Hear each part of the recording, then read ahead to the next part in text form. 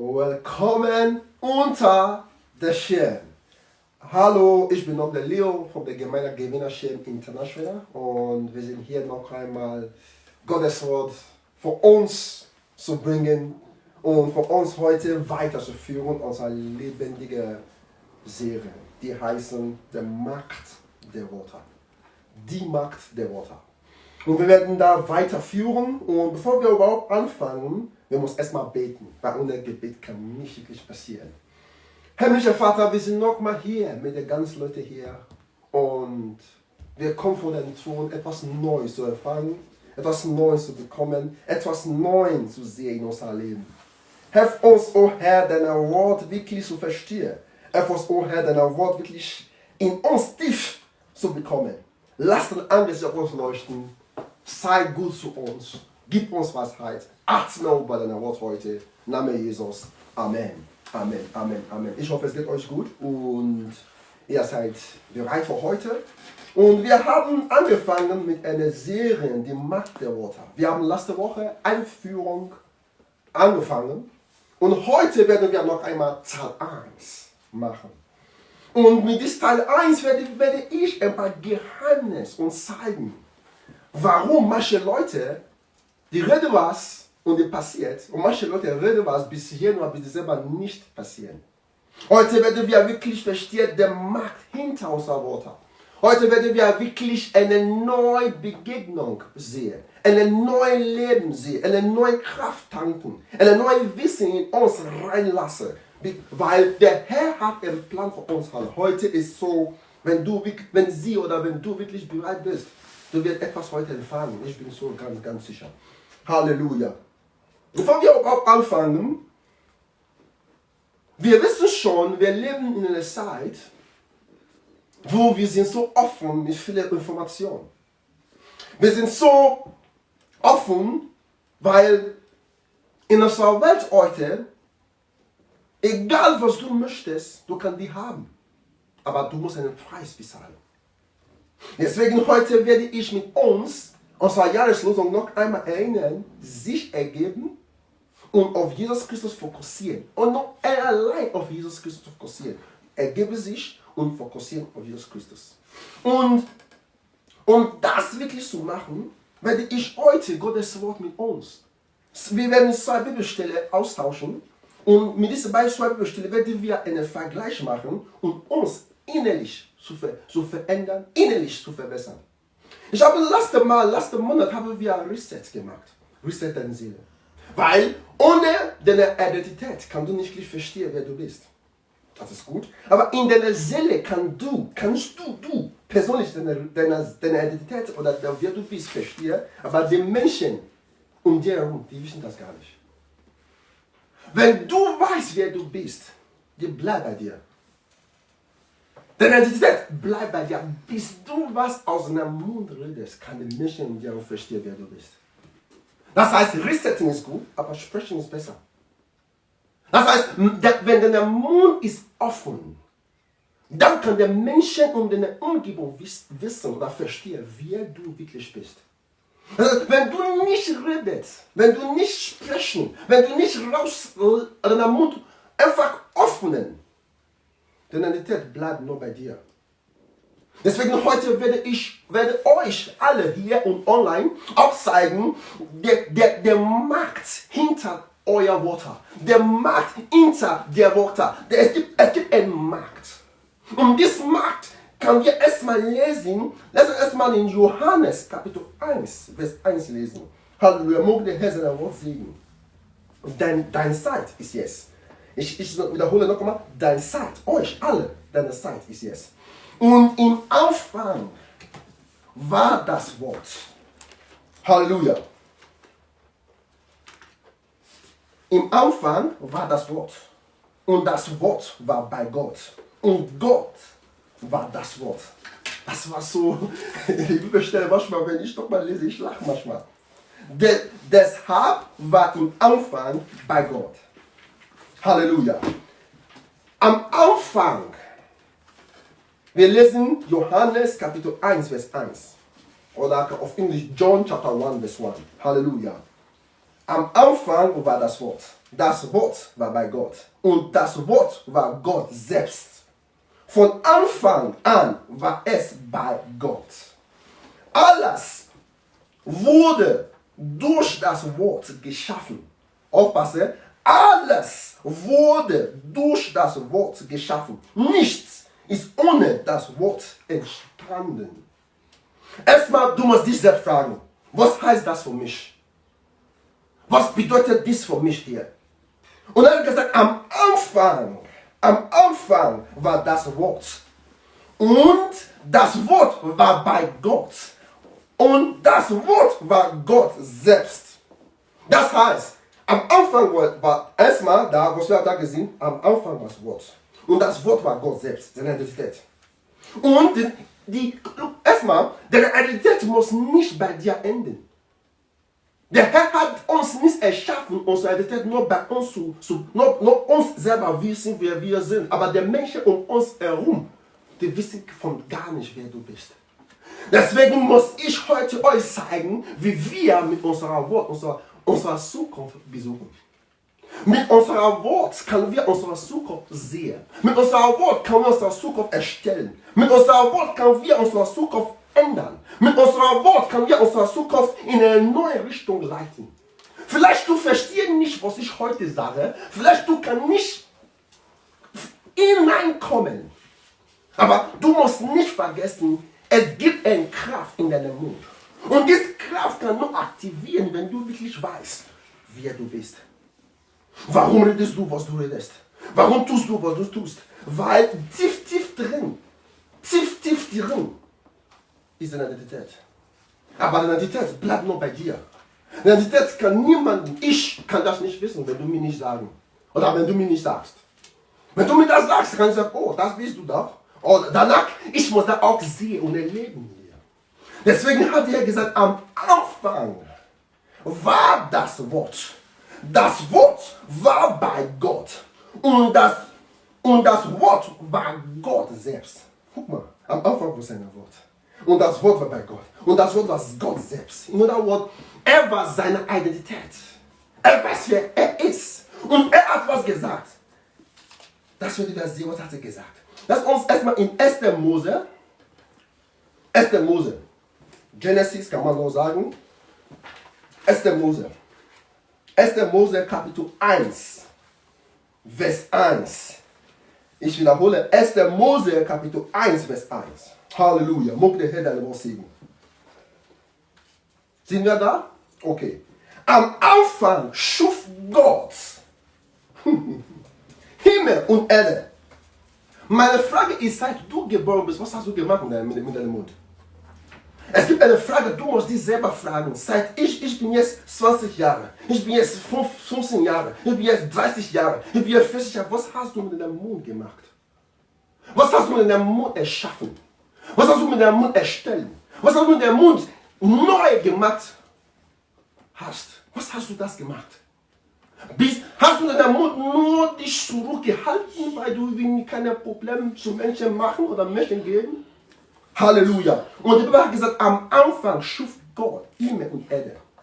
Und 2 sagen, noch war die Erde leer und ungestattet, von tiefen Fluten bedeckt. Finsternis, aufpasse, Finsternis herrschte. Aber über dem Wasser schwebt der Geist Gottes. Über das Wasser schwebt der Geist Gottes. Manchmal viele Leute verstehen nicht, was das wirklich bedeutet. Am Anfang hat gesagt, die Erde war leer. Nachdenken. Weil um Nachdenken kann man wirklich denken. Um Nachdenken kann man wirklich eine richtige Gedankenmuster finden. Und er hat gesagt, noch war die Erde leer. Das heißt, wenn dein Leben leer heute, du bist schuld. Wenn etwas passt nicht mit deinem Leben, du bist schuld. Wenn du bekommst nicht, was du möchtest, du bist schuld. Schieb nicht die Schuld zu Mama. Schieb nicht die Schuld zu Papa. Schieb nicht die Schuld zu deinem Pastor oder zu der Leiter, wo du jetzt dich befindest. Du bist schuld, weil dein Leben gehört dir. Aber dein Leben kann nicht aus sich selbst bauen, wenn du dich selbst nicht aus deinem Mund etwas sprechen. Weil das heißt, deine Macht muss benutzt werden durch deinen Mund. Du musst raus was sprechen. Und der Bibel hat gesagt, noch war die Erde leer und ungestattet, von tiefen Fluten bedeckt. Finsternis herrschte, aber über dem Wasser schwirrt der Geist Gottes. Was heißt das? Was heißt das für uns heute? Wir haben letzten Monat geguckt, wie kann man in der Seele resetten. In diesem Ort, die Bibel hat gesagt, der Herr schwebt über das Wasser. Der Herr hat so viele Gedanken. Der Herr, seine Seele war so voll. Ich will Männer machen. Ich will Frauen machen. Ich will die ganze Erde machen. Ich will die ganze Welt ändern. Das war in diesem Moment, das war der Herr. Er war am Schweben. Er war in seinen Gedanken. Er war in seinem Modus. Er war da etwas zu anpassen. Er war da etwas zu ändern. Er war da etwas zu verbessern. Er war da in seinen Gedanken. Er hat so gesagt, ich will eine schöne Frau machen. Wow. Vielleicht ich werde sie nennen Eva. Ich werde einen Mann machen. Vielleicht ich werde den Namen geben Adam. Ich werde den See machen. Danach ich werde Fische da bringen. Das war der Moment. Er war am Schweben. Er war am Schweben. Er war am Schweben. Der Schwebenzeit ist der Resetting-Zeit. Das haben wir schon gesehen. Der Schwebenzeit ist der Zeit, wirklich dich zu finden, damit sie den Menschen um dir herum zu verstehen, wer du bist. Der Schwebenzeit ist der Zeit, wie du dich definieren. Was ist deine Aufgabe? Woher komme ich? Warum bin ich auf der Erde? Heute werden wir verstehen, die Macht der Worte. Die Macht der Worte ist erstmal, wir müssen uns verstehen. Warum bete ich manchmal, bekomme ich kein Ergebnis? Warum kann ein Mann etwas einfach so sagen, er sagt was und plötzlich das passiert? Was ist der Unterschied zwischen uns? Der Unterschied ist, dass Mann versteht, wer er ist. Und das Mann muss in den Mund richtig. Einverstanden? Einverstanden? Halleluja. Und jetzt, die war gesagt, der Herr schwebt. Und wir haben letzten Monat der Schwebenzeit erlebt, resetten deine Seele. Und jetzt, wir sind hier, uns die Macht der Worte wirklich zu verstehen. Was hat passiert in Kapitel 3? Sind wir da überhaupt? Entschuldigung, in 1. Mose Kapitel 1, Vers 3. Sind wir da? 1. Mose Kapitel 1. Er sagt, da sprach Gott, Licht soll erstehen. Und 1. Mose Kapitel 1, Vers 2 hat gesagt, Finsternis herrscht. Niemand kann etwas erstellen in Dunkelheit. Wenn zum Beispiel, du kannst nicht sehen, du kannst nicht machen. Du bist limitiert mit was du siehst. Ohne deine Sehe kannst du nicht reden. Verstanden? Wenn du nicht siehst, kannst du nicht reden. Das heißt, dein Reden ist verbunden mit deinem Sehen. Halleluja. Wenn du nicht sehen kannst, heute der Herr wird deine Augen öffnen im Namen Jesus. Wenn du nicht sehen kannst, du kannst nicht reden. Weil dein Sehen ist limitiert zu was du reden kannst. Deswegen bin ich hier heute, um zu zeigen, was hat Gott gemacht. Und der sprach, Gott, Licht soll entstehen. Die erste Platz. Denn die Macht der Worte zu verstehen, du brauchst Licht. Halleluja. Du brauchst Licht. Du brauchst Licht. Ohne Licht, egal was du redest, wird nicht passieren. Viele Leute sind in Dunkelheit und die möchten erfolgreich sein. Viele Leute sind zurückgeblieben, die möchten erfolgreich sein. Es kann nicht passieren. Weißt du warum? Du kannst deine Seele resetten, wie du willst, aber du brauchst Licht. Du brauchst Licht, wirklich zu verstehen. Was rede ich aus meinem Mund? Was kommt aus meinem Mund? Wie gesagt, ich verstehe mich. Ich weiß nicht, wie viele Minuten habe ich noch. Halleluja. Halleluja. Und der Bibel hat gesagt, der erste Schritt, Kraft, die Macht oder die Kraft in deinem Mund oder aus deinen Worten zu verstehen, du brauchst Licht. Du brauchst Licht. Du brauchst Licht. Wie soll das wirken? Sagst du deinem Nachbarn hier, du brauchst Licht. Sag zu dem, du brauchst Licht. Du brauchst Licht, du brauchst Licht, du brauchst Licht. Und ein Licht kannst du nicht sehen. Weil wenn du nicht sehen, du kannst nicht erstellen. Halleluja. Weil du kannst hier sehen, aber trotzdem, du brauchst Licht, du siehst, damit die alles physisch sein. Praise Master Jesus. Der Herr sei gepriesen. Und sogleich strahlt Licht auf. Heute, wir müssen unseren Mund öffnen. Ich brauche Licht. Herr, ich brauche Licht. Halleluja. Herr, ich brauche Licht. Wir brauchen Licht. Wir brauchen Licht. Wir brauchen Licht. Und was hat die Bibel gesagt? Vers 4. Gott sah, mein Gott, dass es gut war. Er trennte das Licht von was? Von der Dunkelheit.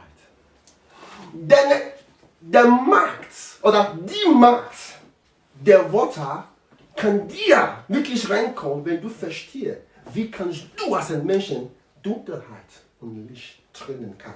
Halleluja. Wenn du nicht verstehst, wie kannst du die beiden trennen, egal was du von Januar bis Dezember redest, es wird nicht passieren. Weil in Dunkelheit kann niemand was gut machen. Normalerweise, du hast ein Auto und du bist plötzlich auf der Autobahn oder irgendwo und es ist so dunkel und dein Licht, du hast ihn nicht angemacht, du wirst Unfall machen, oder? Ist so wahrscheinlich, ist hochwahrscheinlich, dass du wirst Unfall machen. Du fährst auf der Straße und plötzlich, es war dunkel Nacht, du kannst nicht mehr sehen und plötzlich, du bist in deinem Auto am Fahren, dein Licht ist aus. Der ganze Ort ist dunkel. Du schaffst nicht nach Hause zu kommen. Warum? Weil Licht fällt dir. Und der Herr hat das erstmal gemerkt. Wenn ich erstellen muss, brauche ich Licht. Das heißt, der Macht der Worte steckt hinter Licht. Halleluja. Genug Licht, die du hast, genug Kraft ist in der Wort. Deswegen ein Mann kann was sagen und es passiert und der andere sagt, es wird nicht passiert. Der Unterschied zwischen beiden Leuten ist der Licht, die die haben. Wenn du Licht in dir fällt, bitte der Herr, Herr, schick mir Licht. Herr, schick mir Licht, lass mich Licht bekommen. Lass mich Licht empfangen. Lass mich Licht haben. Wenn du das heute hast, dann fangst du an, der Macht, die Worte zu verstehen. Ich habe schon gesagt, die ganze Schöpfung war ein Produkt oder war aus einem Wort gekommen. Der ganze Schöpfung war aus Gottes Wort gekommen. Das heißt, Gott hat gesagt, lass Bäume kommen. Wir können da weiterlesen bis 31, der letzte da vom 1. Mose Kapitel 1 bis 31, das die ganze Stelle kann man da weiterlesen. Da steht, Gott hat gesagt, lass Bäume kommen. Und der Bibel hat gesagt, da war Bäume. Gott hat gesagt, lass Tier kommen. Und hat gesagt, dann da war Tier. Meine Frage heute, was möchtest du sehen? Jetzt, du verstehst, ich brauche Licht. Jetzt, du verstehst, wenn ich das Licht habe, egal was ich sage, es wird passieren. Das heißt, der zweite Schritt jetzt ist, was willst du jetzt sagen vor deinem Leben? Was willst du jetzt sagen oder ändern in deinem Leben? Weil ich habe schon früher gesagt, durch dein Wort, du kannst deine Zukunft besuchen. Durch dein Wort, du kannst deine Zukunft ändern. Durch dein Wort, du kannst deine Vergangenheit wieder schreiben. Durch dein Wort, du kannst die ganze Erde in Ordnung bringen. Durch dein Wort, du kannst unsere Erde nochmal retten. Durch dein Wort. Weil in deinem Wort steckt Menge, viele Kraft. Deswegen heute, ich bin hier voll von Heilgeist, euch zu zeigen, warum die Macht der Worte ist wichtig zu verstehen. Das ist etwas, die wir muss verstehen. Die ganze Schöpfung war ein Produkt von Worten. Das heißt, die ganze Sache, die wir heute sehen, entsteht aus Worten. Du siehst, zum Beispiel, viele von uns, viele Leute hier oder hier, Leute hier heute, wir sind mit Auto hergekommen. Das Auto kam aus Worten. Du kannst sagen, was meinst du jetzt? Erstmal, die Menschen hatten eine Reset hier gemacht. Und ein Mann hat gesagt, ich will das Auto, ich will etwas machen aus seinem Mund. Hat der Mensch angefangen, das Auto zu machen. Was du jetzt hast als eine Kleidung, ist aus dem Mund gekommen. ich musste in den Kleinen stehen. Deswegen, vielleicht bist du krank. Vielleicht du hast einen großen Wunsch. Du hast einen großen Wunsch, so stark. Und du hast dich immer gefragt, wie kann ich meinen Wunsch erfüllen? Sprich daraus. Sprich einfach raus. Was du möchtest, was siehst du in deiner Seele? Was siehst du in deinen Gedanken? Du kannst haben, wenn du mit deinem Mund alles heraussprechen. Wenn du mit deinem Mund die notwendige Sache sprechen. Vielleicht du möchtest was haben. Vielleicht du möchtest jemandem ein besseres Leben geben. Sprich das raus. Sprich das raus. Der Geheimnis ist, ich brauche kein Licht. Und das zweite Geheimnis ist, ich muss wissen, das, was ich nicht sagen kann, der Menschen kann das nicht sehen. Was ich nicht mit meinem Mund einfach rauslässt, der Menschen kann das nicht sehen. Wir kommen langsam zur Ruhe heute. Und es ist wirklich sehr, sehr wichtig zu wissen, dass was du jetzt begehrst oder was du jetzt wünschst oder was du jetzt möchtest in deinem Leben zu haben oder was du jetzt wünschst zu sehen in deinem Leben, du kannst das haben. Wenn du wirklich verstehst, den Unterschied zwischen Licht und Dunkelheit. Wenn du wirklich verstehst, aus meinem Mund kommt Kraft, aus meinem Mund kommt Leben, aus meinem Mund kommt die Zukunft, aus meinem Mund kommt etwas stark, aus meinem Mund, aus Mund kann was wirklich passieren. Was willst du heute haben? Was möchtest du in deinem Leben haben? Wo möchtest du sein in den nächsten Tagen? Was möchtest du in deinem Leben ändern? Was möchtest du in der Kirche ändern? Was möchtest du in deiner Firma ändern? Was möchtest du in deiner Bildung ändern? In deiner Schule ändern? In deiner Uni ändern? Was ist das dich wirklich betrug? Du kannst nicht, die trug dich so, du kannst nicht mehr schlafen. Was ist das? Ist das Krankheit? Deswegen hat Apostel Paulus gesagt, was kann uns von Gottes Liebe trennen? Armut, du kannst das ändern mit deinem Mund. Krankheit, du kannst das ändern mit deinem Mund. Egal was ist jetzt in deinem Leben heute, du kannst alles ändern. Durch Gottes Kraft. Halleluja. Durch Gottes Kraft. Durch dein Wort, die aus deinem Mund rauskommen. Heute ich lade euch ein, Gottes Wort zu verstehen und dein Wort zu sprechen. Weil Gott kann dich nicht geben, was du einfach willst oder möchtest, wenn du nicht weißt, was du selber willst. Oder was du selber willst. Ist ja nicht kompliziert. Gott kann dich nicht geben, was du einfach wünschst, wenn du selber nicht weißt, was du willst. Weil Will und Wünsche muss man verstehen. Deswegen, ich bin hier heute, uns zu helfen, uns zu zeigen, uns zu ermutigen, uns Hoffnung zu geben, uns Kraft zu tanken. Wir haben jetzt der Teil 1. Wir kommen jetzt zu Ende Teil 1. Wir sind nochmal der Gemeinde Gewinner Schirm International.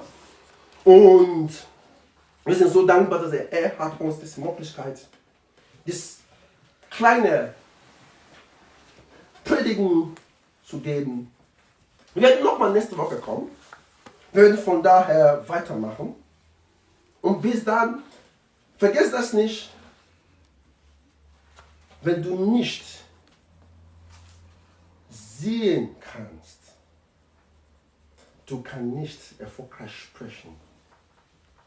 Das heißt, was du sprichst mit deinem Mund, kommt nicht am Leben. Deswegen, ich möchte euch einladen zum Gebet. Vielleicht für dich, was wir machen, ist so viel für dich. Vielleicht du hast eine Frage. Du kannst uns einfach schreiben. Vielleicht du weißt nicht mehr viel über das Bibel, wir sind hier. Du kannst uns einfach schreiben. Und wir sind hier für euch. Möge er euch schützen und bewahren und lassen Angst euch leuchten. Und vergesst das nicht, wir alle hier, wir lieben euch und willkommen unter der Schirm. Bis nächste Woche. Singen wir uns nochmal. Halleluja.